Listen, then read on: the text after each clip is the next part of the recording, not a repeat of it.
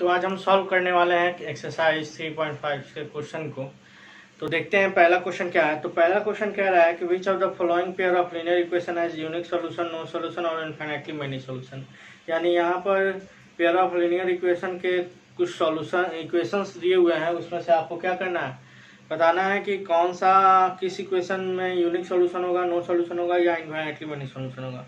In case there is unique solution, अगर कोई किसी में यूनिक सोल्यूशन होता है तो उसको आपको क्रॉस मल्टीप्लिकेशन मेथड से सॉल्व करना है। तो यानी इस क्वेश्चन में, पहले वाले क्वेश्चन में क्या कह रहा है कि आपको इक्वेशन दिया हुआ है तो सबसे पहले आइडेंटिफाई करना है कैसा सॉल्यूशन होगा। अगर यूनिक सॉल्यूशन होता है तो उसको क्रॉस मल्टीप्लिकेशन मेथड से सॉल्व करना है, अदरवाइज नहीं सॉल्व करना है। ठीक है, तो सबसे पहले हम लोग आइडेंटिफाई करने की कोशिश करते हैं कि ये जो इक्वेशन दिया हुआ है linear pair of linear equation two variable का, वो यूनिक है कि क्या है। ठीक है, तो इस इक्वेशन को हम लोग a1x plus a2y plus b1y plus c1 equal to 0 और a2x plus b2y plus c2 equal to 0, इस इक्वेशन को हम इससे कंपेयर करेंगे, जिसमें a1 का वैल्यू क्या है, a1 का वैल्यू 1 दिया हुआ है और a2 का वैल्यू क्या दिया हुआ है 3, b1 का वैल्यू क्या दिया हुआ है, यानी ठीक है -3, c1 b2 का वैल्यू -9। उसी तरह c1 का वैल्यू है -3 और c2 का वैल्यू है -2। ठीक है, इस स्ट्रक्चर से कंपेयर करके हम a1 और a2 b1 b2 c1 c2 का वैल्यू निकाल लिए। अब हम लोग जो a1 a2 b1 b2 c1 c2 है, ये क्या है, कोफिशिएंट है, तो इस कोफिशिएंट का हम लोग रेशियो निकालते हैं। यानी a1 बाई a2 कितना आ रहा है 1/3, b1 बाई b2 कितना आ रहा है -3/-9। यहाँ से देखिए माइनस से माइनस कैंसिल और 3 से 9 1 और 3 यानी 1/3 हो गया। c1 बाई c2 कितना आ रहा है -3/2 -2 कैंसिल हो गया यानी 3/2 हो गया। तो यहाँ से अगर कंपेयर किया जाए कोफिशिएंट को, यानी कोफिशिएंट के रेशियो को, तो क्या मिलेगा मेरे को, a1 बाई a2 1/3 है और b1 बाई b2 1/3 है, यानी a1 by a2 equal to b1 by b2 और c1 बाई c2 क्या है 3/2।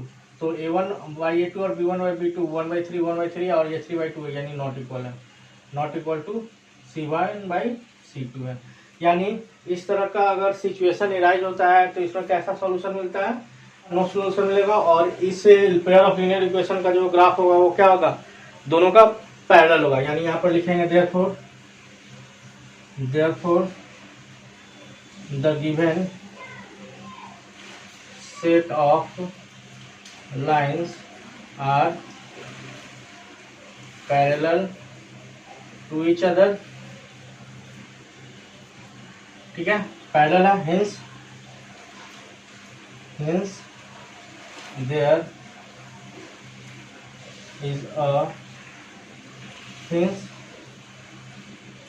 the pair of linear equation in two variable has no solution। तो इसमें कौन सा सॉल्यूशन होगा, नो सॉल्यूशन होगा, क्योंकि इस इक्वेशन का जो ग्राफ होगा, यानी L1 और L2 जो ग्राफ होगा एक दूसरे के क्या होगा, पैरेलल होगा। और पैरेलल होगा, सॉल्यूशन कब मिलता है, जब दोनों ग्राफ एक दूसरे को किसी न किसी पॉइंट पर टच करेगा। अगर एक पॉइंट पर इंटरसेक्ट करेगा तो वन सॉल्यूशन यूनिक सॉल्यूशन मिलेगा। अगर कोइंसाइड कर जाता है तो बहुत सारे पॉइंट पर एक टच कर रहा है तो इनफाइनाइटली मेनी सॉल्यूशन मिलेगा। लेकिन यहाँ जो पैरेलल जो ग्राफ बन रहा है, यहाँ पर ये दोनों लाइन एक दूसरे को किसी भी पॉइंट पर टच नहीं कर रहा है, जिसके कारण से यहाँ पर क्या मिलेगा, एक भी सॉल्यूशन नहीं मिलेगा। तो हम लोगों ने क्या जाना था कि जो भी पैरेलल लाइन मिलेगा उसमें कौन सा सॉल्यूशन होता है, नो सॉल्यूशन होता है। तो यहाँ पर इस इक्वेशन का मेरे को क्या मिल रहा है, नो सॉल्यूशन मिला है। तो अब दूसरे इक्वेशन को देखते हैं।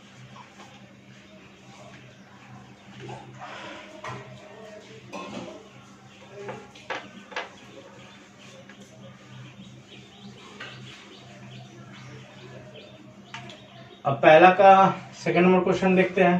पहला का सेकंड, इसमें इक्वेशन क्या दिया है, 2x plus y equal to 5 और दूसरा क्या है 3x plus 2y equal to 8, 3x plus 2y equal to 8। ये इक्वेशन दिया हुआ है, इसमें आपको आइडेंटिफाई करना है कैसा सॉल्यूशन होगा। पहले इसको हम स्टैंडर्ड फॉर्म में लिख देते हैं। 2x plus y minus 5 equal to 0 और ये 3x plus 2y minus 8 equal to 0। ठीक है, अब a1 a2 का वैल्यू लिखते हैं।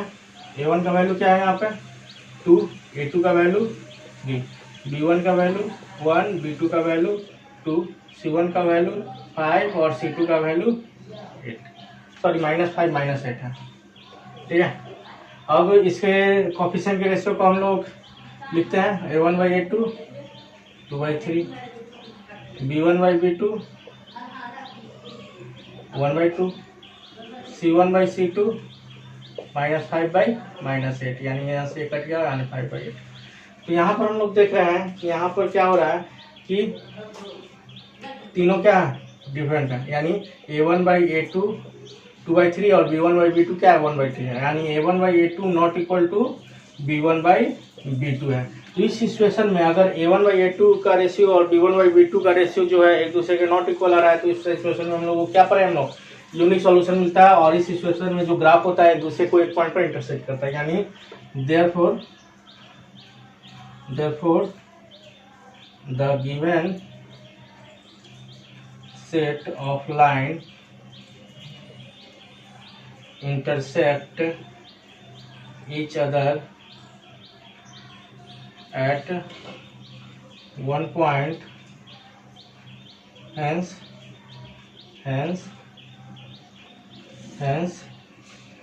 the pair of linear equation in two variable has unique solution. यहाँ पर कौन सा सॉल्यूशन होगा यूनिक सॉल्यूशन होगा। तो क्वेश्चन में से देखा है कि अगर यूनिक सॉल्यूशन होगा तो ही क्या करना है क्रॉस मल्टीप्लिकेशन मेथड से सॉल्व करना है, अदरवाइज नहीं सॉल्व करना है। तो यूनिक सॉल्यूशन मेरे को मिल गया है, इसको क्रॉस मल्टीप्लिकेशन से हम सॉल्व करेंगे। तो क्रॉस मल्टीप्लिकेशन से सॉल्व करने के लिए अगर आपको डायग्राम याद होगा तो उस डायग्राम में हम लोगों ने क्या देखा था x y और 1, इसमें हम लोगों ने क्या देखा था। ठीक है, इसमें b से शुरू किया था b1 b2, उसके बाद क्या आ रहा था c1 c2, सी के बाद a1 a2 और फिर b1 b2। क्रॉस मल्टीप्लिकेशन हम लोगों ने किया था।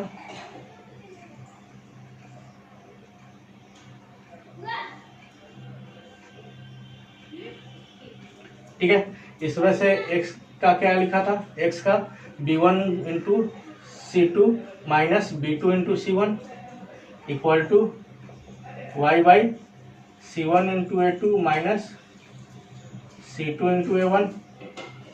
ठीक है, और 1 by a1 into b2 minus a2 into b1, ऐसा किया था।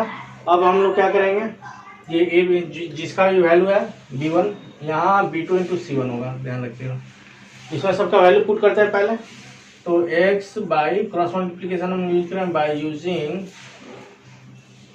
क्रॉस मल्टीप्लिकेशन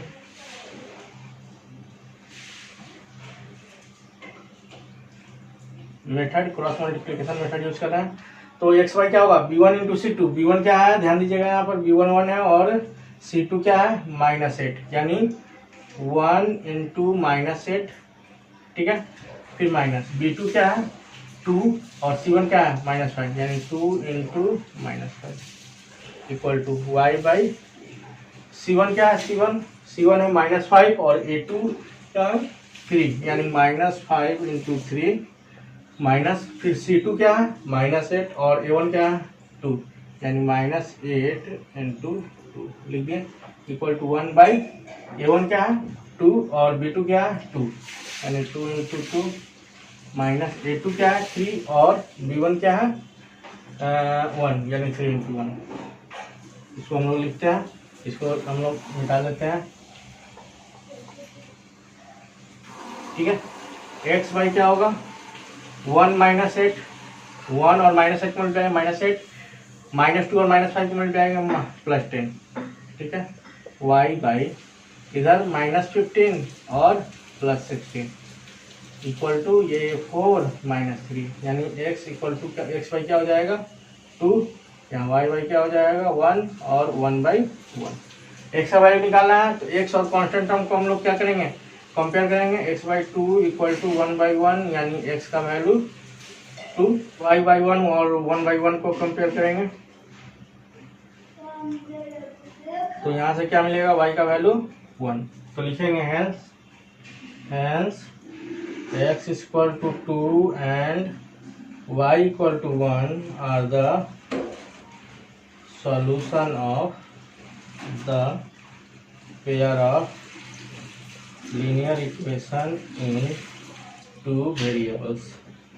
ठीक है, इस तरह से हम बनाएंगे। पहला का आप थर्ड नंबर क्वेश्चन देखते हैं। थर्ड नंबर क्वेश्चन क्या कह रहा है, 3x minus 5y equal to 20 और 6x minus 10y equal to 40। ठीक है, ये क्वेश्चन है। अगर आप इस क्वेश्चन को गौर से देखें तो इस क्वेश्चन में दो इक्वेशन दिया है, इक्वेशन 1 और इक्वेशन 2। आपको अभी दोनों इक्वेशन अलग दिख रहा होगा, लेकिन यहाँ पर अगर इक्वेशन को देखा जाए तो ये दोनों इक्वेशन सेम है। कैसे, इसमें देखिए 2 कॉमन है, तो यहाँ से 2 कॉमन निकालेंगे तो ये 3x हो जाएगा, माइनस 2 कॉमन निकाल लेंगे 10y में से तो 5y इक्वल टू 40, यानी 3x माइनस 5y, 2 इधर से डिवाइड हो जाएगा 40 में तो 20 आ जाएगा, यानी 3x minus 5y equal to 20 और 3x minus 5y equal to 20। यानी जब दोनों इक्वेशन सेम हो तो उस समय में हम लोग को क्या मिलेगा, दोनों इक्वेशन का जो ग्राफ बनेगा वो क्या होगा, एक दूसरे को कोइंसाइड कर देगा। सिंपल सी बात है। ठीक है, तो ये तो हमारा कॉन्सेप्ट है कि शुरू में ही पहचान लिए कि कैसे दोनों इक्वेशन का ग्राफ कैसा हो सकता है। ठीक है, तो दोनों इक्वेशन सेम था तो यहाँ पर दोनों इक्वेशन का जो ग्राफ बनेगा वो क्या बनेगा, एक दूसरे को कोइंसाइड करेगा। चलिए अब अपने कॉन्सेप्ट लौटते हैं, तो वहाँ पर हम लोग चलते हैं। ठीक है, तो यहाँ पर हम लोग क्या करते हैं, a1 a2 b1 b2 और c1 c2 का वैल्यू लिख लेते हैं। a1 का वैल्यू क्या है 3, a2 का वैल्यू 6, b1 का वैल्यू -5, b2 का वैल्यू -10, c1 का वैल्यू। ठीक है, तो पहले इसका हम क्या कर देते हैं, स्टैंडर्ड फॉर्म में लिख लेते हैं। 3x minus 5y minus 20 equal to 0 और 6x minus 10y minus 40 equal to 0 लिख लिया। अब a1 a2 का वैल्यू लिख लेते हैं। a1 का वैल्यू 3, a2 का वैल्यू 6, b1 का वैल्यू -5, b2 का वैल्यू -10, c1 का वैल्यू -20 और c2 का वैल्यू -40। ठीक है, अब कोफिशिएंट का रेशियो लिखते हैं। a1/a2 इक्वल टू 3/6, इसको क्या लिख सकते हैं 1/2, b1/b2 -5/-10, -5 से माइनस से माइनस करने से 5 से 10 टू 1/2 आ जाएगा, ये भी 1/2, माइनस से माइनस करने से 5 से 10 टू 1 यानी 1/2 हो गया। और c1/c2 क्या लिख सकते हैं -20/-40 यानी माइनस से माइनस करने से 20 से 42 1 में यानी 1/2। यानी यहाँ से क्या मिला मेरा, a1/a2 equal to b1/b2 equal to c1/c2, तीनों इक्वल है। देख रहे हैं, जब तीनों इक्वल है तो इसमें ग्राफ कैसा बनेगा, जो भी दो ग्राफ बनेगा वो एक दूसरे को कोइंसाइड कर जाएगा, और कोइंसाइड कर जाएगा मतलब क्या, इसमें इनफाइनाइटली मेनी सॉल्यूशन मिलने वाला है मेरे को। ठीक है, लिखेंगे therefore the set of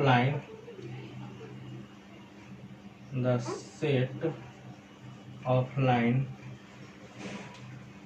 coincide each other, hence the pair of linear equation in two variable has infinitely many solution। ठीक है, इसमें इनफाइनाइटली मेनी सोल्यूशन मिलेगा। यूनिक सोल्यूशन मिलता है तो हम लोग क्रॉस मल्टीप्लिकेशन सॉल्व करते हैं, लेकिन यहाँ इनफाइनाइटली मेनी सोल्यूशन मिला है तो क्रॉस मल्टीप्लिकेशन से सॉल्व करने का कोई मकसद ही नहीं है। तो हम लोग क्या करेंगे, 3.5 के फर्स्ट का चौथा नंबर बनाएंगे। चौथा नंबर आपको खुद से बनाना है क्योंकि हम लोग तीन क्वेश्चन प्रैक्टिस कर चुके हैं। चौथा नंबर अब आप लोग बना सकते हैं। अब हम लोग दूसरे नंबर क्वेश्चन को सॉल्व करेंगे। दूसरे नंबर में क्वेश्चन में कह रहा है कि for which value of a and b does the following pair of linear equation है infinitely many number of solution. यानी ए और बी का कौन सा वैल्यू होगा जिसके लिए पेयर ऑफ लीनियर इक्वेशन जो होगा वो infinitely many number of solution होगा। तो पहले क्वेश्चन इक्वेशन लिखते हैं। इक्वेशन क्या है, 2x + 3y = 7 और एक क्या है a - b x + a + b y = 3a + b - 2। ठीक है, इसको स्टैंडर्ड फॉर्म में लिख लेते हैं पहले। ठीक है, 2x plus 3y minus 7 equal to 0, और यहाँ लिख लेते हैं a minus b x plus a plus b y minus 3a plus b minus 2, ठीक है, इक्वल टू 0, ठीक है, ये लिख लिया हम लोग। अब क्या करते हैं, ए और बी का वैल्यू निकाल, a1 a2 का वैल्यू निकाल लेते हैं। a1 क्या है 2, a2 क्या है a माइनस बी, b1 क्या है 3, b2 क्या है a प्लस बी, c1 क्या है माइनस 7 और c2 क्या है minus 3a plus b minus 2।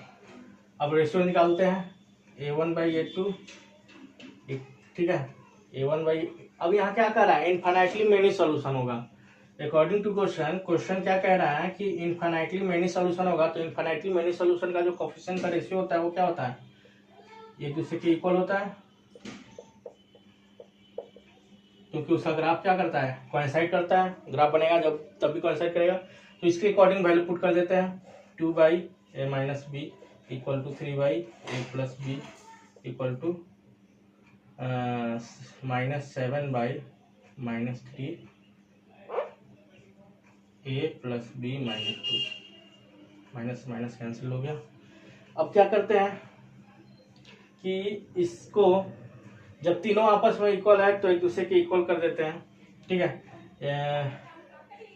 पहले क्या करेंगे, 2 बाई ए माइनस बी है उसको 7 by 3a plus b minus 2 के इक्वल करके देखते हैं क्या वैल्यू निकलता है मेरे को यहाँ से। तो यहाँ हम जैसे ही इक्वल करेंगे इसको, क्या होगा कि 3a प्लस बी माइनस 2 के पास आके मल्टीप्लाई हो जाएगा क्रॉस मल्टीप्लीकेशन से, क्रॉस मल्टीप्लीकेशन ऐसे हो जाएगा 2 into 3a plus b minus 2, और एक तरफ क्या हो जाएगा 7 into a minus b, 7 into a minus b, ये 6a plus 2b minus 4 equal to 7a minus 7b, ठीक है। इसको हम लोग सॉल्व करते हैं, क्या मिला,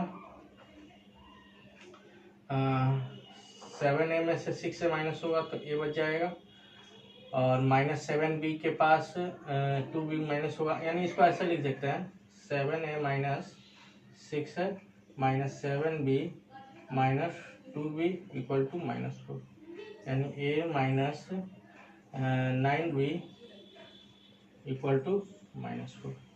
एक इक्वेशन मिल गया यहाँ पर।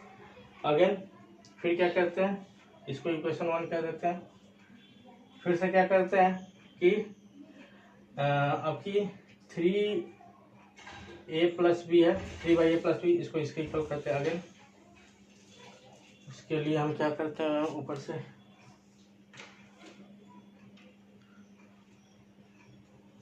से थोड़ा इरेज कर लेते हैं,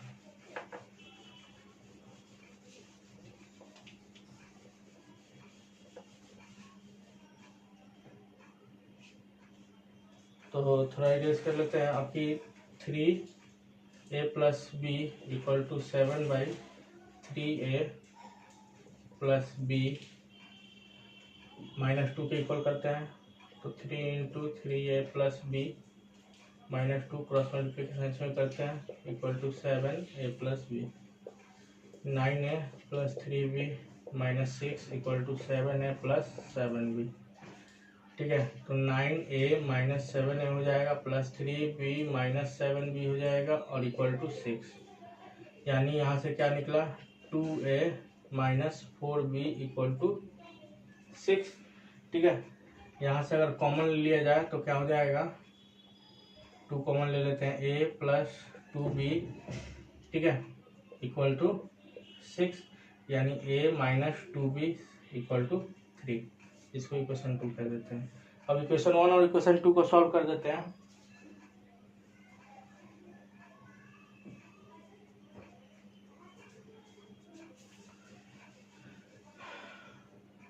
इक्वेशन 1 और 2 को क्या कर देते हैं, सब्ट्रैक्ट कर देते हैं, सब्ट्रैक्टिंग इक्वेशन 2 फ्रॉम 1, ठीक है। तो 1 क्या है, a minus 9b, a minus 9b equal to minus 4, और ये क्या है a minus 2b equal to 3।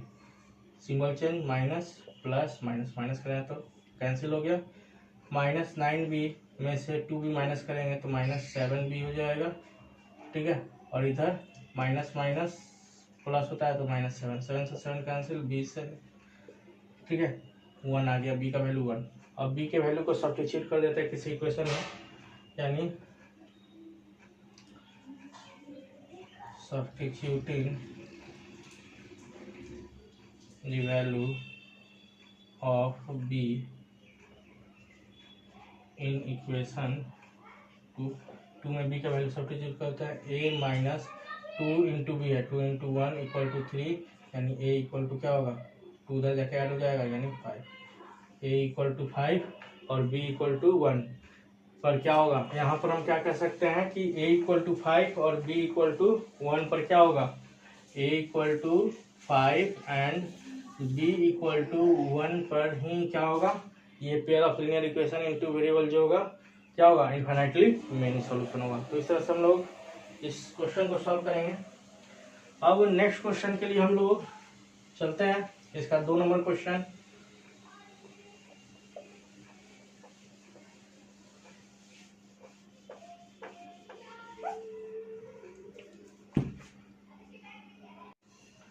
अब हम लोग सेकंड नंबर क्वेश्चन बनाएंगे। सेकंड नंबर क्वेश्चन में कह रहा है कि for which value of k will the following pair of linear equation have no solution, यानी के कौन से वैल्यू पर जो पेयर ऑफ लीनियर इक्वेशन है वो नो सॉल्यूशन होगा। तो पहले हम इक्वेशन लिख लेते हैं, 3x + y = 1 और दूसरा क्या है 2k - 1x plus k - 1y = 2k + 1। ये क्वेश्चन है, इसमें k का वैल्यू पता करना है कि k का क्या वैल्यू होगा कि जो पेयर ऑफ लीनियर इक्वेशन होगा उस पर नो सॉल्यूशन हो जाएगा, ठीक है। तो इसको हम लोग स्टैंडर्ड फॉर्म में लिख लेते हैं पहले, 3x + y - 1 = 0 और ये क्या है 2k - 1x plus k - 1y minus 2k + 1 = 0, ठीक है। अब यहाँ पर a1 a2 का वैल्यू निकाल लेते हैं, a1 का वैल्यू 3, a2 का वैल्यू 2k + -1, ठीक है, 2k - 1, b1 का वैल्यू 1 और b2 का वैल्यू k - 1, c1 का वैल्यू -1, c2 का वैल्यू -2k + 1। अब क्या कर रहा है अकॉर्डिंग टू क्वेश्चन, यहाँ पर मेरे को क्या चाहिए, इनफाइनाइट नो सॉल्यूशन चाहिए। नो सॉल्यूशन का हम लोगों ने क्या स्ट्रक्चर पढ़ा है कि नो सॉल्यूशन में हम लोगों ने कोफिशिएंट के रेशियो का स्ट्रक्चर पढ़ा है कि a1/a2 = b1/b2 not equal to c1/c2। इसके अकॉर्डिंग वैल्यू सेट करते हैं, 3/2k - 1 = 1/k - 1 not equal to -1/-2k + 1, minus cancel, ठीक है, ये हो गया। अब यहाँ पर k का वैल्यू चाहिए तो ये दोनों इक्वेशन को हम कंपेयर करते हैं, यानी 3/2k - 1 = 1/k - 1 क्रॉस मल्टीप्लिकेशन करते हैं तो क्या हो जाएगा 3 × k - 1 और इक्वल टू 1 × 2k - 1। इसको सॉल्व करेंगे, 3k - 3 = 2k - 1, 2k 3k से माइनस होगा तो k बचेगा और -1 + 3 यानी k का वैल्यू क्या आने वाला है, k का वैल्यू आने वाला है 2, यानी k = 2 पर जो होगा ये पेयर ऑफ लीनियर इक्वेशन क्या होगा, नो सॉल्यूशन होगा। Hence the pair of linear equation in 2 variable have no solution. हम लोग थर्ड नंबर क्वेश्चन बनाएंगे। थर्ड नंबर क्वेश्चन में कह रहा है कि पेयर ऑफ लीनियर इक्वेशन को सब्स्टिट्यूशन और क्रॉस मल्टीप्लिकेशन मेथड से बनाना है। तो थर्ड नंबर क्वेश्चन का इक्वेशन क्या है वो लिख लेते हैं पहले, 8x + 5y = 9 और दूसरा क्या है 3x + 2y = 4। ये इक्वेशन दिया है, इसको सब्स्टिट्यूशन और क्रॉस मल्टीप्लिकेशन दोनों से बनाना है, ठीक है। पहले इसको स्टैंडर्ड फॉर्म में लिख लेते हैं, 8x + 5y -9 इक्वल टू 0 और 3x plus 2y -4 equal to 0। ठीक है, तो पहले सब्स्टिट्यूशन यूज करना है इसमें। तो सब्स्टिट्यूशन यूज करने के लिए क्या करते हैं, किसी x या y में से किसी एक का वैल्यू पहले निकाल लेते हैं बाय यूजिंग सब्स्टिट्यूशन मेथड।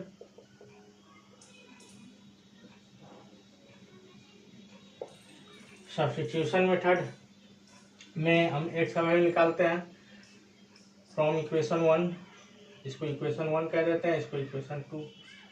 ठीक है, फ्रॉम इक्वेशन 1 से हमको क्या मिल रहा है, we have 8x plus 5y equal to 9, यानी 8x equal to 9 minus 5y लिख सकते हैं। x equal to 9 minus 5y by 8 लिख सकते हैं। इसको इक्वेशन हम 3 कह देते हैं। ठीक है, इसको इक्वेशन 3 कह देते हैं। तो इस x के वैल्यू को हम इक्वेशन 2 में पुट कर देते हैं, पुटिंग या सब्स्टिट्यूशन मेथड है, सब्स्टिट्यूशन में लिखेंगे, substituting the value of x in equation 2। Equation 2 क्या है, 3 इंटू x का value 9 minus 5y by 8 plus 2y equal to 4। x का वैल्यू पुट कर दिया इक्वेशन 2 में, तो 3 से मल्टीप्लाई कर रहे हैं, तो 3 9 multiply 27 minus 15y by 8 plus 2y equal to 4। LCM ले लेते हैं, एलसीएम से बनाते हैं। तो एलसीएम क्या हो गया, 8 हो गया, तो ये 27 माइनस 15y तो रह जाएगा और 8 यहाँ क्या हो जाएगा प्लस 16y इक्वल टू 4। ठीक है, तो 27 माइनस 15y प्लस 16y क्या हो जाएगा प्लस y इक्वल टू 8, 4 से जाकर मल्टीप्लाई हो जाएगा 32, यानी y इक्वल टू 5। y का वैल्यू क्या है 5 का, इसकी वैल्यू को हम इक्वेशन 3 में पुट कर देते हैं, यानी substituting the value of y in equation 3। Equation 3 में हम y के वैल्यू को सब्स्टिट्यूट कर रहे हैं, तो इक्वेशन 3 क्या है, x equal to 9 minus 5 into y यानी 25 बाई 8, यानी इसको हम सॉल्व करेंगे कितना आएगा 16। ठीक है, और माइनस 16 होगा बाई 8 यानी -2।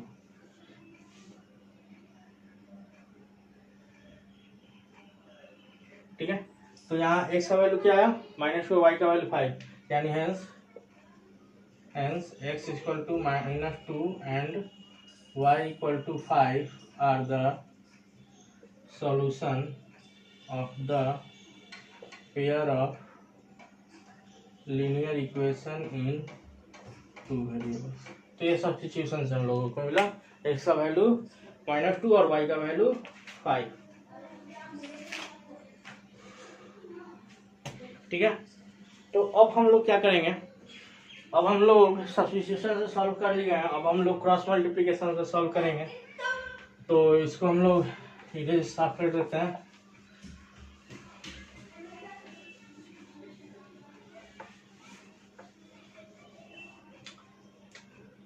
x का वैल्यू -2 और y का वैल्यू 5 आया, क्रॉस मल्टीप्लिकेशन से भी इतना आना चाहिए।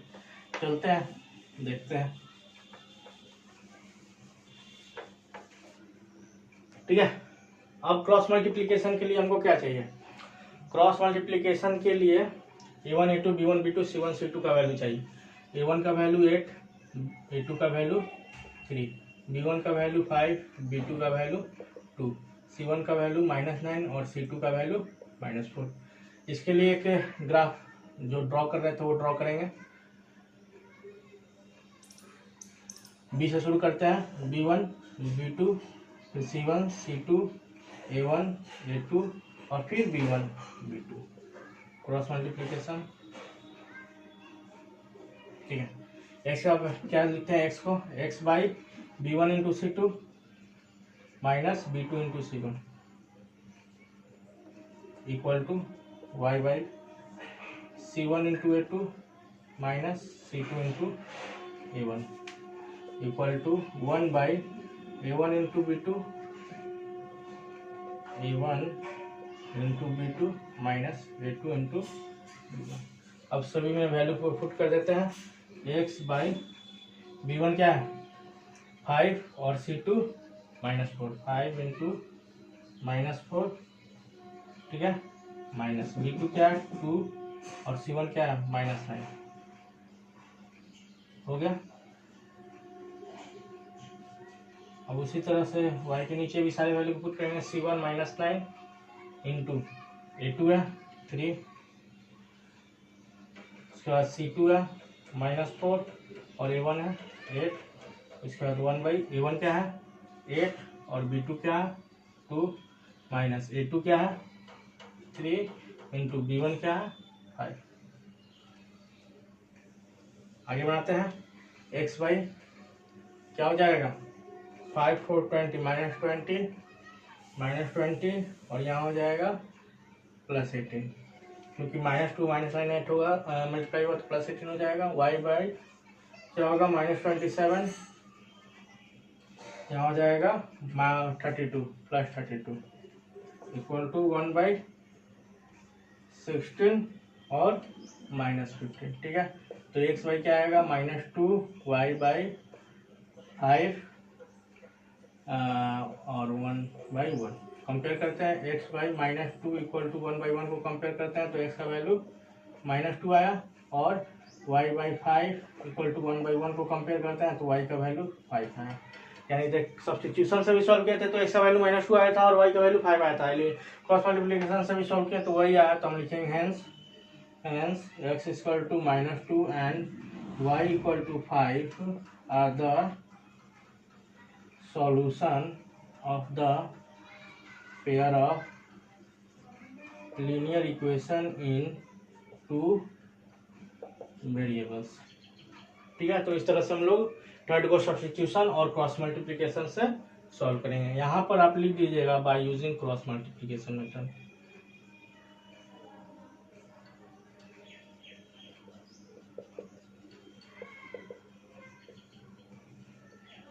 ठीक है, हम लोग क्रॉस मल्टीप्लिकेशन यूज करें, पहले वाले में सब्स्टिट्यूशन यूज कर रहे थे।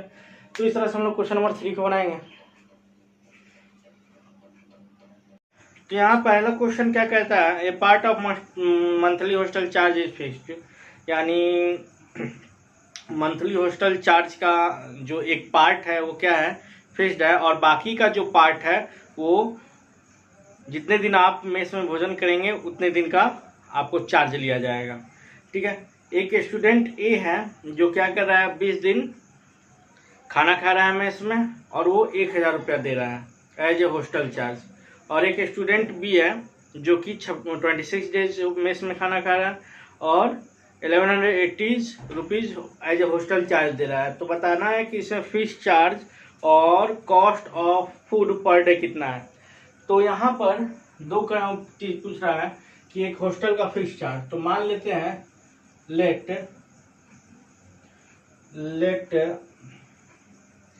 The fixed charge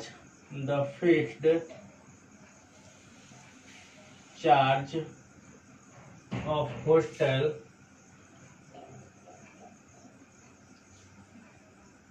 BX, hostel का फिक्स्ड चार्ज मान लिए कि X है, and cost of food per day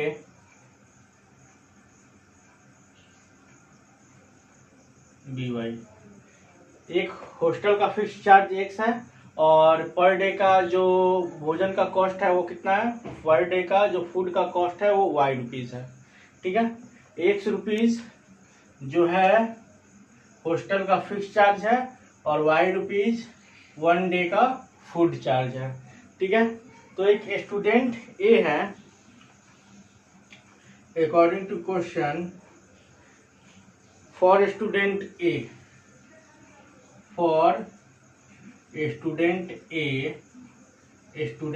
के लिए क्या हो रहा है देखते हैं। फॉर स्टूडेंट ए, तो स्टूडेंट ए है तो उसको तो हॉस्टल का फिक्स चार्ज देना पड़ेगा, यानी फिक्स चार्ज कितना दे रहा है वो 100 रुपीज़ दे रहा है, और वो 20 डेज खाना खा रहा है, यानी एक डे का खाना का कॉस्ट है वाई रुपीज, तो 20 डे का कितना हो जाएगा 20 वाई। ठीक है, तो 100 रुपया जो हॉस्टल का चार्ज फिक्स है और 20 डे खाना खा रहा है, तो 20 वाई रुपीज दे रहा है, यानी टोटल रुपीज कितना हो गया, टोटल रुपीज दे रहा है वो 1000, यानी कितना दे रहा है 1000, वो टोटल किराया दे रहा है। ठीक है, देखिए हॉस्टल का चार्ज फिक्स है और 20 दिन खाना खा रहा है, तो 20 दिन का कितना हुआ 20 वाई हो गया, 100 रुपया हॉस्टल का चार्ज और 20 वाई फूड का चार्ज, तो टोटल चार्ज वो महीने में कितना दे रहा है 1000। एंड इसको इक्वेशन 1 कर देते हैं। एंड फॉर स्टूडेंट बी के लिए, स्टूडेंट बी को भी हॉस्टल का फिक्स चार्ज 100 रुपीज चुकाना होगा, प्लस वो जितना दिन खाना खाएगा उतने दिन का कॉस्ट भी चुकाना होगा, यानी वो 26 डेज खाना खा रहा है, तो एक दिन का कॉस्ट कितना है वाई रुपीज, तो 26 दिन का 26 वाई, यानी 100 रुपया हॉस्टल का चार्ज और 26 वाई आपका खाने का चार्ज हुआ, यानी टोटल चार्ज उसको कितना देना पड़ेगा, टोटल हॉस्टल चार्ज देना पड़ेगा उसको 1180। ठीक है, 1180 टोटल उसको किराया देना पड़ेगा। ठीक है, तो ये इक्वेशन 2 हो गया। अब इक्वेशन 1 और इक्वेशन 2 बन गया है, तो हम इसको किसी भी मेथड से हम लोग सॉल्व कर सकते हैं। ठीक है, या इसमें हम लोग सब्स्टिट्यूशन लगाएं, एलिमिनेशन या क्रॉस मल्टीप्लिकेशन, तो जाहिर सी बात है एक्सरसाइज क्रॉस मल्टीप्लिकेशन है, तो क्रॉस मल्टीप्लिकेशन पर हम लोग ज़्यादा फोकस करेंगे। ठीक है, तो इसके लिए हम लोग फर्स्ट इक्वेशन और सेकेंड इक्वेशन को हम लोग थोड़ा स्टैंडर्ड फॉर्म में लेते हैं। अगेन क्या x plus 20y minus 1000 equal to 0, first equation को लिख दिया, और सेकेंड इक्वेशन को x plus 26y minus 1180 equal to 0। ठीक है, ये हो गया। इसको इक्वेशन 3 और इक्वेशन 4 कर देते हैं।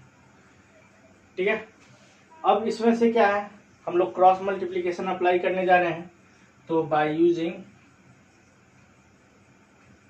क्रॉस मल्टीप्लिकेशन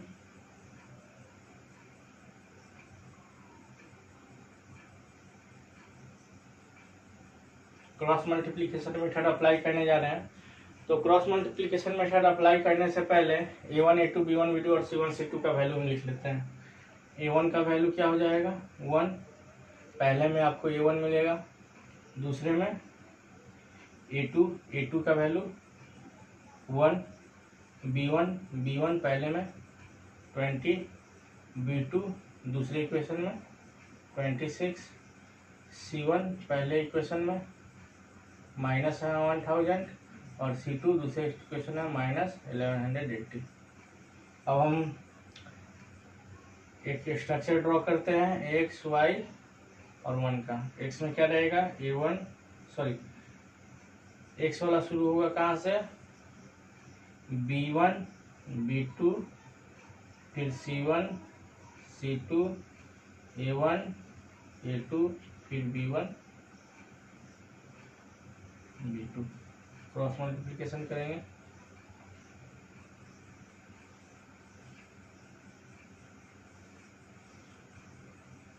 ठीक है, आगे देखते हैं। अब यहाँ पर हम लोग x का वैल्यू निकालना होता था तो क्या कहते थे, b1 into c2 minus b2 into c1, b1 into c2 minus b2 into c1 equal to y by क्या लिखेंगे, c1 into a2 minus c2 into a1 और 1 by a1 into b2 minus a2 into b1। ठीक है, इतना लिख लिया। अब value put करते हैं x by b1 c2, b1 क्या है 20 और c2 क्या है माइनस 1180 माइनस b2 क्या है 26 और c1 क्या है 1000।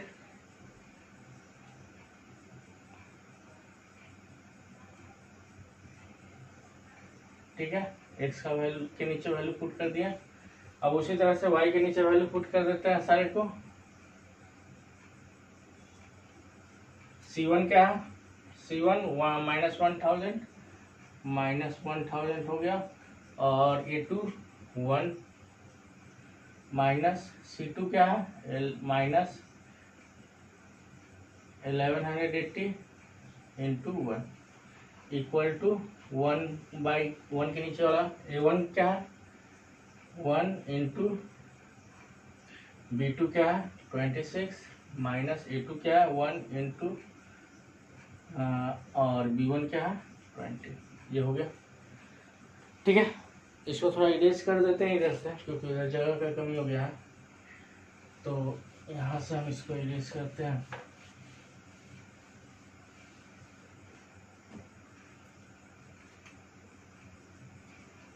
ठीक है, तो हम लोग इसको इधर सॉल्व करते हैं। x/20 इंटू -1180 को हम सॉल्व करेंगे तो क्या हो जाएगा 00 16 22 31 माइनस 23,600 हो जाएगा, -26 और -1000 को सॉल्व करेंगे तो +26,000 हो गया। y के नीचे वाले को सॉल्व करते हैं, y के नीचे वाले को सॉल्व करते हैं तो 1000 -1 -1000 और -1180 इंटू 1 माइनस प्लस हो जाएगा, ये 1180 हो जाएगा।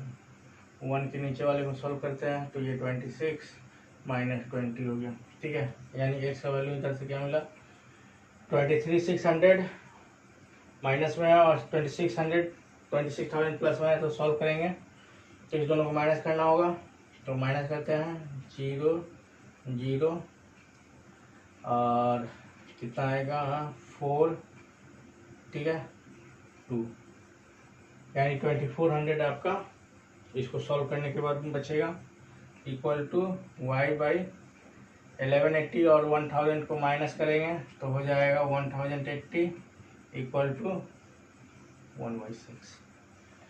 अब पहले x/2400 के रेशियो को 1/6 के रेशियो से हम लोग क्या करेंगे कंपेयर करेंगे, इस दोनों को आपस में इक्वल करेंगे तो x का वैल्यू निकलेगा, फिर y और इसको इक्वल करेंगे तो y का वैल्यू निकल जाएगा। तो पहले x का वैल्यू निकालते हैं, x/2400 इक्वल टू 1/6, तो x का वैल्यू क्या आने वाला है x इक्वल टू 2400/6, 24 इधर डिवाइड बाय तो 1 के साथ जाकर मल्टीप्लाई हो जाएगा, तो ये हुआ, यानी x का वैल्यू यहाँ से आपका आया 400। अब y का वैल्यू निकालना है तो y/180 है, इसको हम लोग वो कंपेयर कर रहे हैं तो y इक्वल टू 180/6 यानी 13। y का वैल्यू क्या आया 30 आ गया, ठीक है। y का वैल्यू 30 और x का वैल्यू 400, ठीक है। तो यहाँ से क्या हम लिखेंगे, hence x equal to 400 and y equal to 30 are the solution of the pair of linear equation in two variables, ठीक है। इस तरह से हम लोग पहले नंबर क्वेश्चन को सॉल्व करेंगे।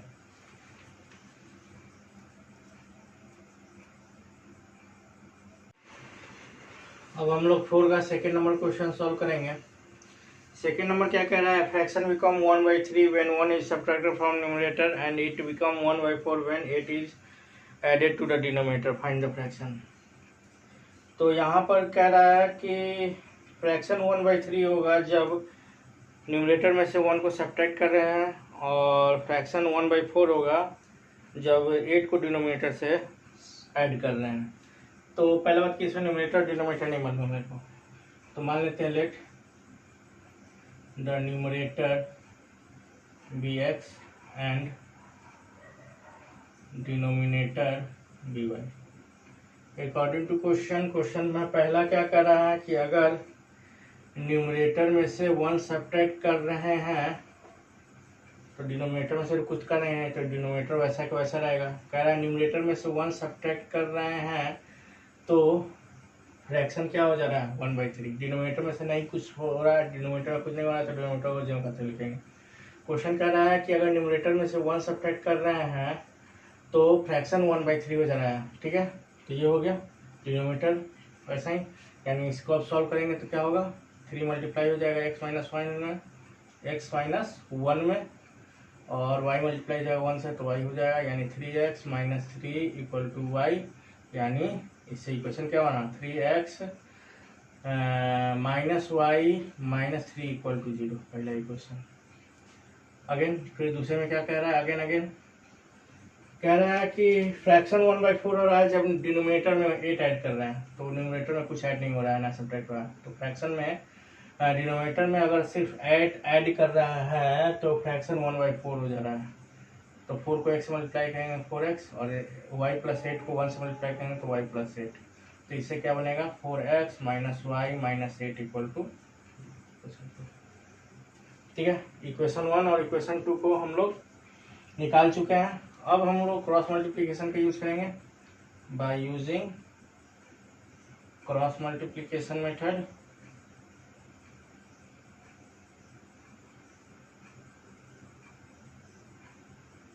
क्रॉस मल्टीप्लिकेशन का हम मेथड यूज करने जा रहे हैं। तो क्रॉस मल्टीप्लिकेशन मेथड के लिए पहले a1 a2 b1 b2 c1 c2 का वैल्यू मालूम करना होगा। a1 कहाँ मिलेगा आपको, इसके साथ पहले इक्वेशन के x का कोफिशिएंट a1 और a2, दूसरे इक्वेशन के x का कोफिशिएंट को a2 कहते हैं। ठीक है, इसको हम लोग इस तरह से कंपेयर करते हैं। हम लोगों ने सीखा है a1 x plus b1y plus c1 equal to 0, और एक क्या था a2 x plus b2y plus c2 equal to 0। ये पहला इक्वेशन है। दूसरा पहले इक्वेशन में x का कोफिशिएंट a1, दूसरे इक्वेशन में x का कोफिशिएंट a2। तो पहले इक्वेशन में x का कोफिशिएंट 3 है तो a1 3 हो गया, और a2 दूसरे इक्वेशन में x का कोफिशिएंट 4 है तो b1, पहले इक्वेशन में y का कोफिशिएंट -1 है, y का कोफिशिएंट -1, और दूसरे इक्वेशन में भी y का कोफिशिएंट -1 है तो b2 इसमें -1, c1 -3, c2 -8।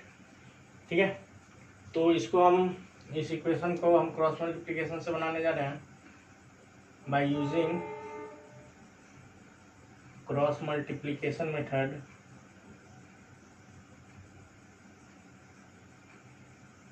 Cross multiplication method का यूज कर रहा है, उसके लिए डायग्राम बना लेते हैं। पहले x y और 1, b1 b2 c1 c2 a1 a2 फिर b1 b2। ठीक है, क्रॉस मल्टीप्लिकेशन। अब एक्स वाई क्या मिलेगा, b1 into c2 b1 into c2 minus b2 into c1। Y का वैल्यू क्या मिलेगा, c1 into a2 minus c2 into a1, और 1 समथिंग 1 का वाई का वैल्यू क्या मिलेगा, a1 into b2 minus a2 into b1। अब अगले स्टेप में हम सबका वैल्यू पुट करने वाले हैं। b1 और c2 का वैल्यू क्या है, b1 का -1 c2 का -8, -1 इंटू -8। ठीक है, b2 का वैल्यू -1 और c2 का वैल्यू c1 का वैल्यू -3 पुट कर दिया। अब y के नीचे सारे वैल्यू को पुट करेंगे। c1 का वैल्यू -3 और a2 का वैल्यू 4, यानी -3 इंटू 4। c2 का वैल्यू -8 और a1 का वैल्यू 3, यानी -8 गुणे 3। अब 1 के नीचे सारा वैल्यू पुट करेंगे। a1 इंटू b2, a1 3 और b2 -1, 3 into -1 minus a2 into b1, a2 4 और b1 -1, 4 इंटू -1 कर दिए। अब सॉल्व कर देते हैं। x के नीचे -1 और -8 तो +8, -1 -3 +3, लेकिन ये माइनस है तो -3। y का वैल्यू -12 हो जाएगा ये, और +24 ये हो जाएगा -3 +4, यानी x/5 y/12 और 1/1। ठीक है, तो आगे में हम लोग क्या करते हैं, तो इरेज कर लेते हैं एक बार।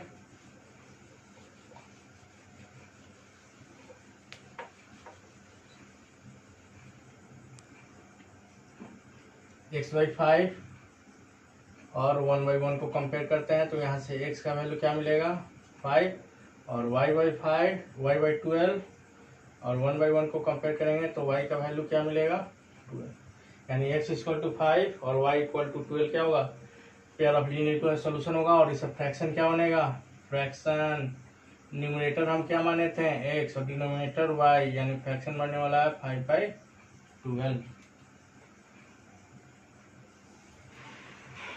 चौथा का थर्ड नंबर क्वेश्चन सॉल्व करते हैं। थर्ड नंबर क्वेश्चन क्या कहता है कि Yash score 40 marks in test, getting 3 marks for each right answer and losing 1 marks for each wrong answer. तो यहाँ पर ये नहीं मेरे को मालूम है कि उसने राइट आंसर कितने दिए हैं, ठीक है, और रॉन्ग आंसर कितने दिए हैं, ठीक है। तो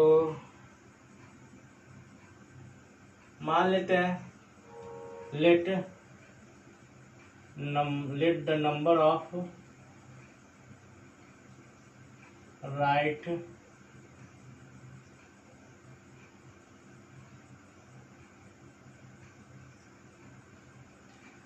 let the number of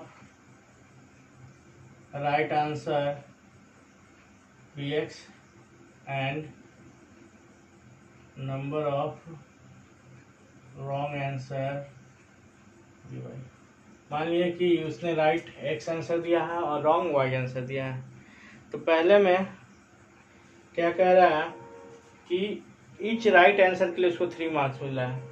तो राइट आंसर कितना है x है, तो एक के लिए 3 मिल रहा है नंबर, एक राइट आंसर के लिए 3 नंबर मिल रहा है, तो x राइट आंसर के लिए क्या मिलेगा 3x नंबर मिला उसको, x राइट आंसर दिया है तो, और 1 नंबर कट जा रहा है रॉन्ग आंसर पर। तो रॉन्ग आंसर उसने कितना दिया है y, तो एक रॉन्ग आंसर पर 1 नंबर कट रहा है, तो y रॉन्ग आंसर पर कितना नंबर कटेगा 1 × y नंबर कटेगा, यानी टोटल इसने राइट आंसर 3x दिया है और टोटल रॉन्ग आंसर y दिया है। तो राइट आंसर में से रॉन्ग आंसर माइनस कर देंगे तो उसका जो टोटल मार्क्स है वो पता चल गया कितना 40, ठीक है।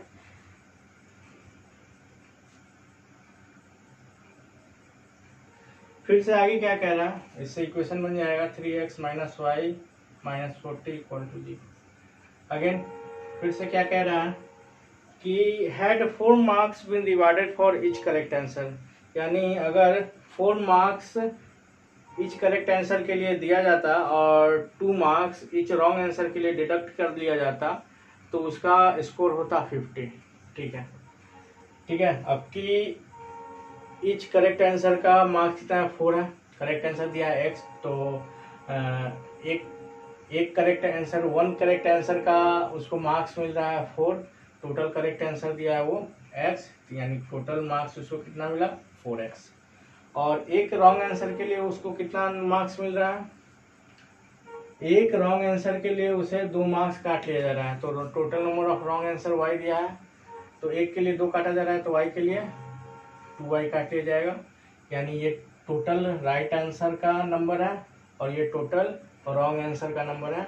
दोनों को माइनस कर देंगे right answer, total right answer में से और टोटल रॉन्ग आंसर के नंबर में से माइनस करेंगे तो जो उसको एग्जैक्ट नंबर मिला है, एग्जैक्ट उसको मार्क्स मिला है वो पता चल जाएगा, यानी 50 मार्क्स उसको मिला है, ठीक है।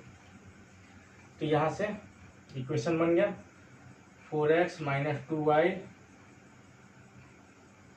-50 = 0, ये इक्वेशन 1 हो गया और ये इक्वेशन 2, ठीक है।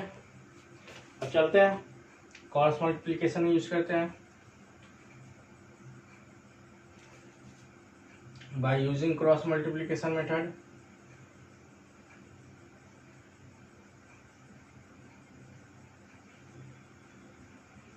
क्रॉस मल्टीप्लिकेशन अप्लाई करने से पहले A1 A2 का वैल्यू निकाल लेते हैं। A1 का वैल्यू है 3 और A2 का है 4।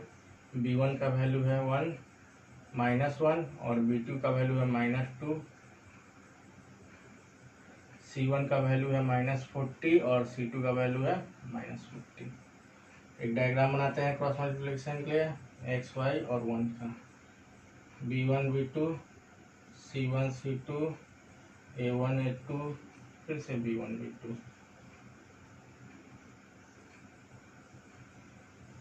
ठीक है, क्रॉस मल्टीप्लिकेशन ये हो गया। अब यहाँ से एक्स बाई क्या होगा, B1 C2 minus B2 C1 Y by C1 A2 minus C2 A1 और 1 by A1 B2 minus A2 B1। Value put करते हैं सब में। एक्स बाई B1 का वैल्यू है -1 और C2 का वैल्यू है -50। -1 -50। B2 का वैल्यू है B2 -2 into C1 -40 equal to y by C1 क्या है -40। ठीक है, और A2 क्या है 4 -40 इंटू 4 माइनस C2 क्या है -50 और A1 क्या है 3 -50 इंटू 3 इक्वल टू 1 वाला नीचे लिख दे रहे हैं। ठीक है,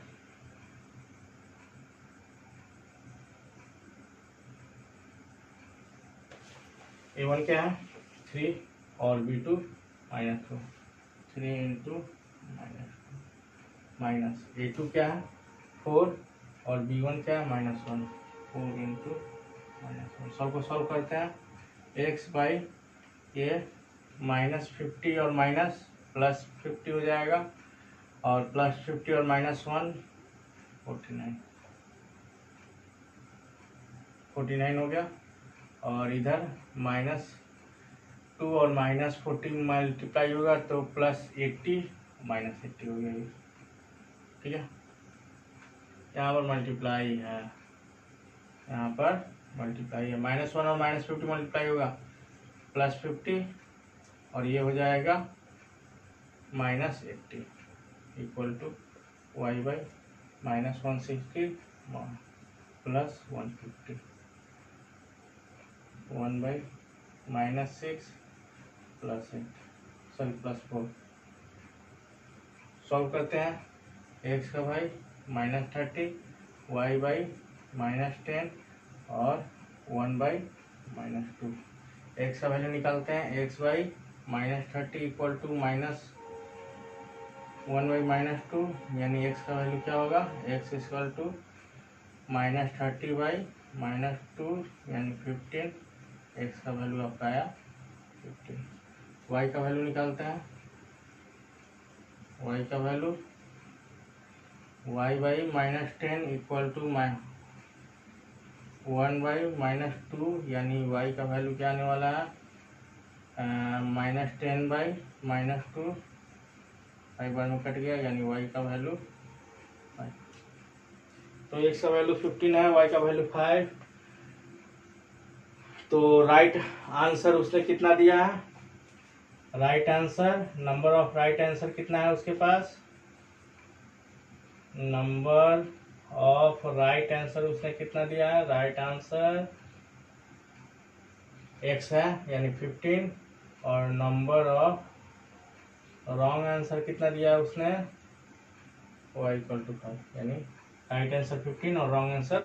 तो यहाँ पर क्वेश्चन में क्या पूछ रहा है, टोटल नंबर ऑफ क्वेश्चन। तो टेस्ट में टोटल नंबर ऑफ क्वेश्चन क्या था, तो total number of question in test have 15 right answer दिया, 5 रॉन्ग आंसर दिया यानी टोटल नंबर ऑफ क्वेश्चन कितना था 20।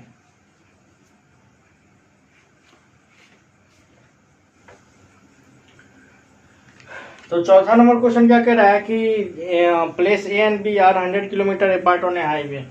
ए और बी कोई प्लेस है जो कि एक दूसरे से 100 किलोमीटर क्या है दूर है, ठीक है। One car start from A another from B at same time. कह रहा है कि एक कार ए से शुरू हो रहा है और एक कार बी से चलना शुरू हो रहा है सेम टाइम में, लेकिन दोनों का क्या है स्पीड अलग अलग है और दोनों एक दूसरे से 5 घंटे में मिलती है। और यदि वो दोनों एक दूसरे के डायरेक्शन में चलती है, ठीक है, टुवार्ड ईच अदर, तो वो दोनों एक दूसरे से 1 घंटे में मिलती है। तो बताना है कि दोनों कार का स्पीड क्या है। मान लेते हैं कि कार ए का स्पीड है x किलोमीटर पर आवर और y का स्पीड है b का स्पीड है y किलोमीटर पर आवर, ठीक है।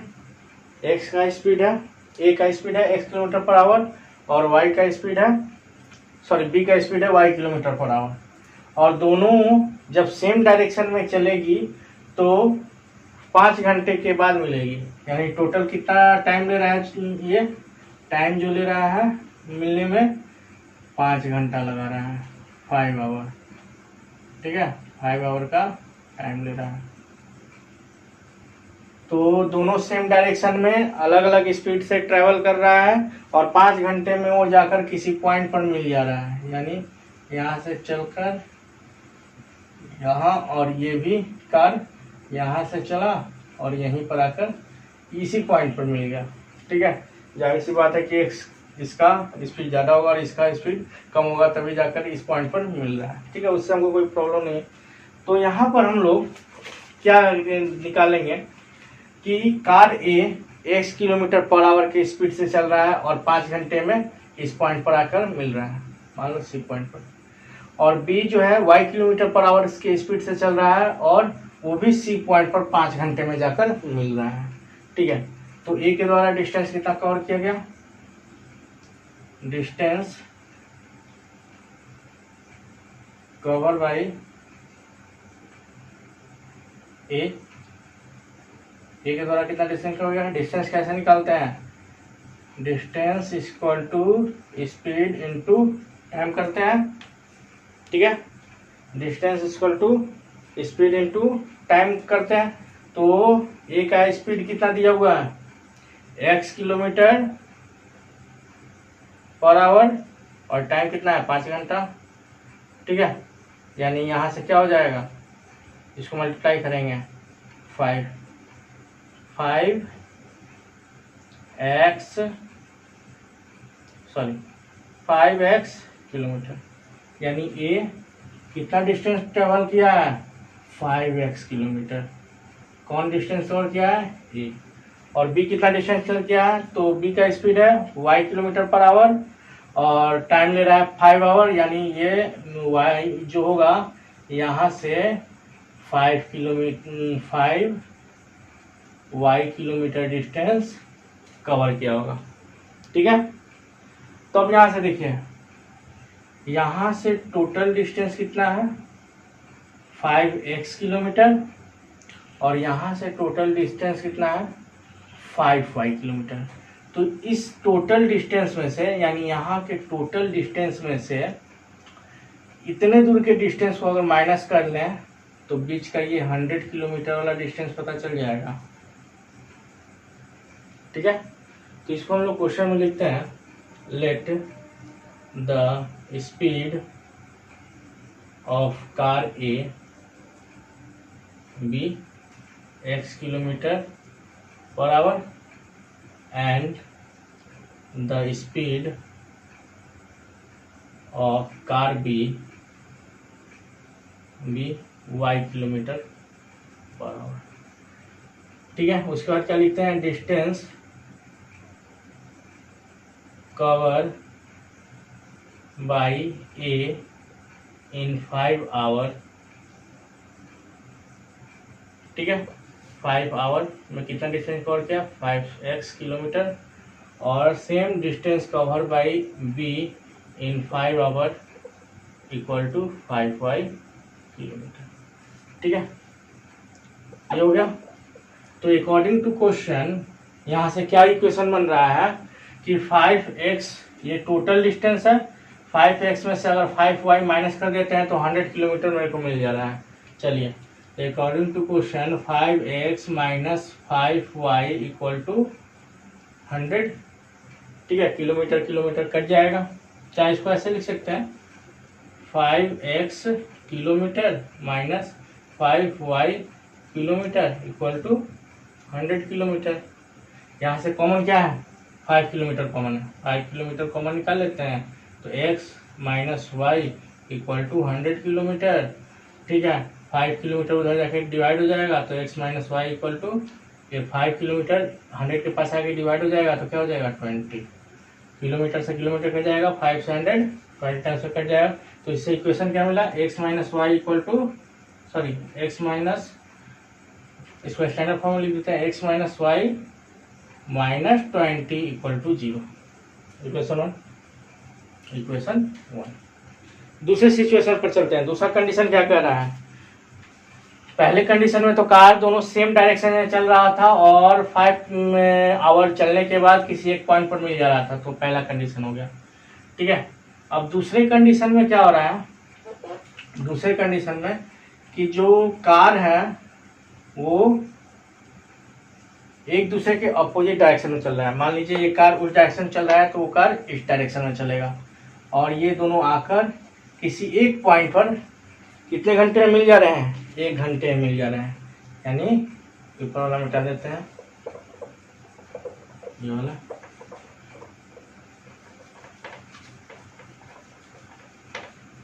ये दोनों कार जो है जब एक दूसरे के अपोजिट डायरेक्शन में चल रहे हैं, ठीक है, तो एक पॉइंट इस पॉइंट पर आकर 1 आवर में मीट कर रहा है, यानी मिल रहा है। ठीक है, तो मान लो कि ए जो होगा यहाँ कुछ डिस्टेंस चला होगा, ठीक है, और बी भी होगा जो कुछ डिस्टेंस चला होगा, और दोनों के बीच का टोटल डिस्टेंस कितना है 100 किलोमीटर। ठीक है, तो हम लोग क्या माने हैं, ये जो है x किलोमीटर पर आवर की स्पीड से चल रहा है। ठीक है, ये जो है x किलोमीटर पर आवर की स्पीड से चल रहा है, तो डिस्टेंस कितना ए ट्रेवल करेगा, ये जो होगा कितना डिस्टेंस ट्रेवल करेगा, कैसे निकालेंगे, स्पीड इनटू टाइम। ए का स्पीड क्या था x किलोमीटर पर आवर, और टाइम क्या इतना ले रहा है मिलने में 1 आवर, यानी यहाँ से x जो है x into 1 x kilometre distance cover किया था, कौन ए जो था x किलोमीटर डिस्टेंस कवर किया यहाँ से यहाँ। ठीक है, यहाँ से यहाँ x किलोमीटर डिस्टेंस कवर किया, वही डिस्टेंस b कितना कवर करेगा, तो उसको भी ये स्पीड इनटू टाइम से निकालेंगे। स्पीड कितना है b का y किलोमीटर पर आवर, और टाइम ले रहा है वो मिलने में 1 ही आवर, यानी y किलोमीटर ये भी डिस्टेंस ट्रेवल करेगा, यानी y किलोमीटर डिस्टेंस यहाँ से यहाँ ट्रेवल किया। ए जो है x किलोमीटर डिस्टेंस ट्रेवल करके इस पॉइंट पर पहुंचा, और b जो है y किलोमीटर डिस्टेंस ट्रेवल करके इस पॉइंट पर मिला, और दोनों मिल गया।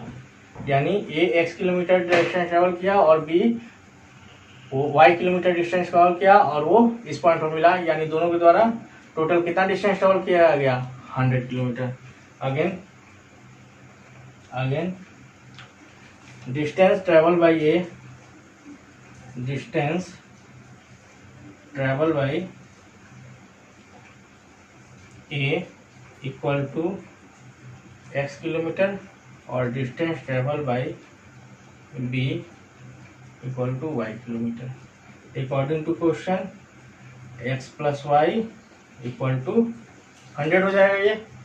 ठीक है, क्योंकि x किलोमीटर उस इस पॉइंट पर पहुंचने में डिस्टेंस कवर किया है, और b y किलोमीटर इस पॉइंट पर पहुंचने में डिस्टेंस कवर किया है, और दोनों का जो डिस्टेंस टोटल डिस्टेंस कितना हो जाएगा x प्लस वाई का 100, तो हो गया।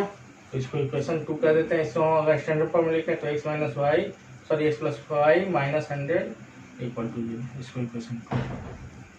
अब इसको हम लोग क्या करेंगे, सॉल्व करेंगे।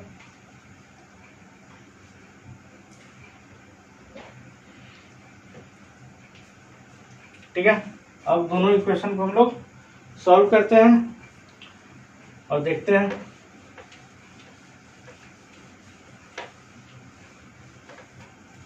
ठीक है, तो इसमें हम लोग कोई भी मेथड लगा सकते हैं। तो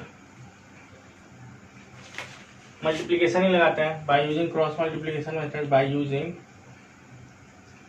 क्रॉस मल्टीप्लीकेशन मेथड। ठीक है, तो x equal to b1 into c2 minus b2 into c1 equal to y equal to, ठीक है, c1 into a2 minus c2 into a1 और 1 equal to a1 into b2 minus a2 into b1। सबका value put करते हैं। b1 यहाँ से a1 b1 का value तो हम लोग लिखे ही नहीं।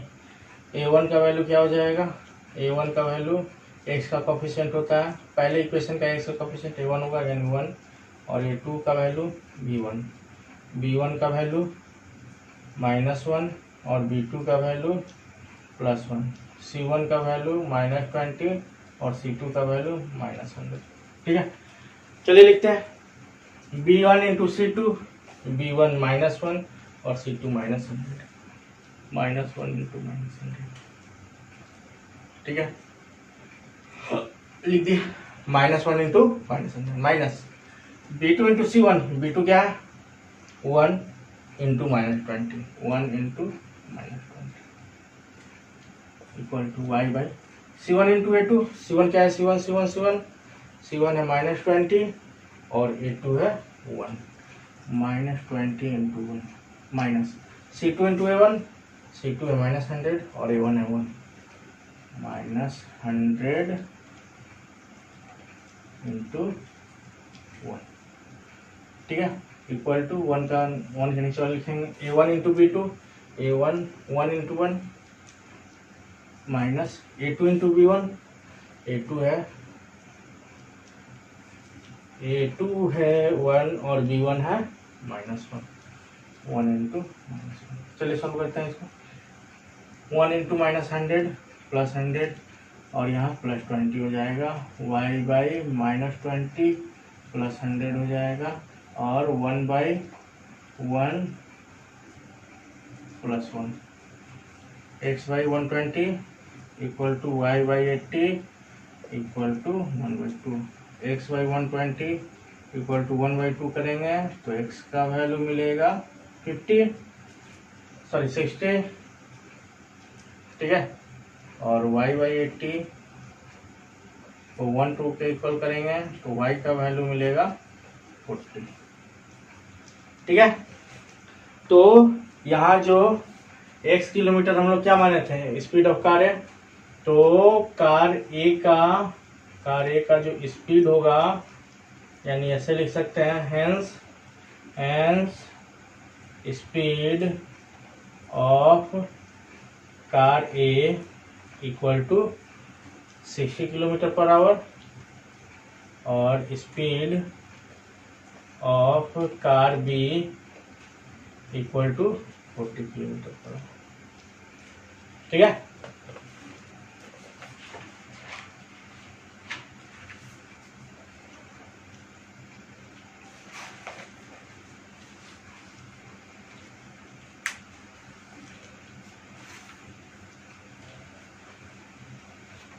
नंबर क्वेश्चन पांचवा नंबर क्वेश्चन सॉल्व करेंगे। 4 का पांचवा करा है area of rectangle get reduce by 9 square unit. ठीक है, if length is reduce by 5 unit and width is increase by 2 unit, if we increase the length by 3 unit. यहाँ length और weight नहीं मालूम है, पहले लेंथ और वेट मान लेते हैं। Let the length of rectangle be x unit, ठीक है, and breadth of rectangle be y unit. Length और ब्रेथ y यूनिट हो गया, तो इसे एरिया क्या निकलेगा, एरिया ऑफ रेक्टेंगल क्या पर है लेंथ इंटू ब्रेथ, यानी लेंथ है x और ब्रेथ है y, x इंटू वाई। ठीक है, यूनिट हो जाएगा x इंटू वाई यूनिट। तो अब क्वेश्चन क्या कह रहा है, क्वेश्चन ध्यान देना। अब क्वेश्चन कह रहा है कि अगर लेंथ में हम 5 यूनिट रिड्यूस कर दे रहे हैं और ब्रेथ में हम 3 यूनिट इंक्रीज कर दे रहे हैं, तो जो एरिया होगा यानी ये जो एरिया होगा वो रिड्यूस हो जाएगा 9 यूनिट। हो गया क्वेश्चन। एरिया 9 यूनिट रिड्यूस कब होगा? जब लेंथ में 5 यूनिट रिड्यूस करेंगे और ब्रेथ में 3 यूनिट इंक्रीज करेंगे। इससे इक्वेशन बनाते हैं। क्या होगा? x और y का मल्टीप्लाई एक्स वाई, और x और 3 का 3x, -5 और y का -5y, -5 और 3 का -15 इक्वल टू xy -9। ठीक है, प्लस एक्स वाई कैंसिल, क्योंकि प्लस एक्स वाई उधर जाकर माइनस एक्स वाई हो जाएगा। इधर 3x -5y equal to -9 plus 15 यानी 3x -5y इक्वल टू क्या आने वाला है? 6। ये equation 1। Equation 1 again again again again क्या कह रहा है? Again if we increase the length by 3 unit, यानी लेंथ को अगर 3 यूनिट इंक्रीज कर दिया जा रहा है एंड ब्रेथ को, if we increase the length by 3 unit and breadth by 2 unit, और ब्रेथ को भी 2 यूनिट इंक्रीज कर दिया जा रहा है, तो एरिया जो है एरिया जो है 67 यूनिट इंक्रीज कर जा रहा है। 67 यूनिट इंक्रीज कर गया। हो गया। सॉल्व करते हैं। एक्स और y, x y plus 2x plus 3y plus 6 equal to x y plus 67। X y से x y cancel, 2x plus 3y equal to 6 उधर जाकर माइनस हो जाएगा 61। ये हो गया इक्वेशन 2। अब लोग हम इक्वेशन 1 और 2 को क्या करते हैं? एलिमिनेशन से बना देते हैं by using elimination method.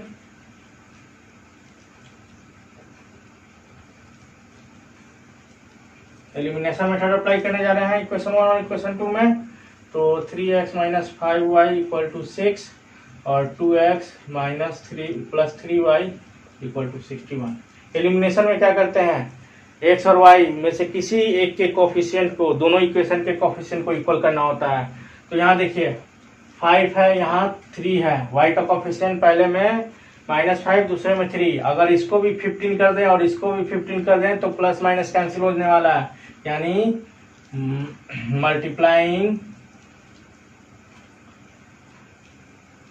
Equation 1 and equation 2 by multiplying equation 1 by 3 and equation 2 by 5। We get क्या मिलने वाला है? इक्वेशन 1 को 3 से मल्टीप्लाई कर रहे हैं, तो 3 से मल्टीप्लाई करेंगे तो ये 3 से मल्टीप्लाई किए तो 9x हो गया, minus 15y equal to 18। 3x से मल्टीप्लाई हुआ तो 9x, 3 से 5y में तो 15y, 3 से 6 में 18। और इक्वेशन 2 में 5 से मल्टीप्लाई करें हैं, 2x into 5 10x plus 15y, क्योंकि 5 इंटू 3 15, और प्लस इसमें 5 से मल्टीप्लाई करेंगे क्या हो जाएगा? 305। अब इसको सॉल्व कर ले रहे हैं। ठीक है, इसको सॉल्व कर दे रहे हैं। इसको नाम दे दिए equation 3 and 4। Adding equation 3 and 4, adding equation 3 and 4, 3 और 4 को ऐड कर रहे हैं तो 9x minus 15y equal to 18 और 10x plus 15y equal to 305। और माइनस 15y से प्लस 15y कैंसिल, 9x और 10x मल्टीप्लाई होगा 19x और ये हो जाएगा 320। यहाँ x का वैल्यू क्या आएगा? x का वैल्यू 323 बाई 19, 19 से ये 17 बार में कट गया, यानी x का वैल्यू 17। x का वैल्यू 17 आया तो x के वैल्यू को हम लोग किसी इक्वेशन में पुट कर देते हैं।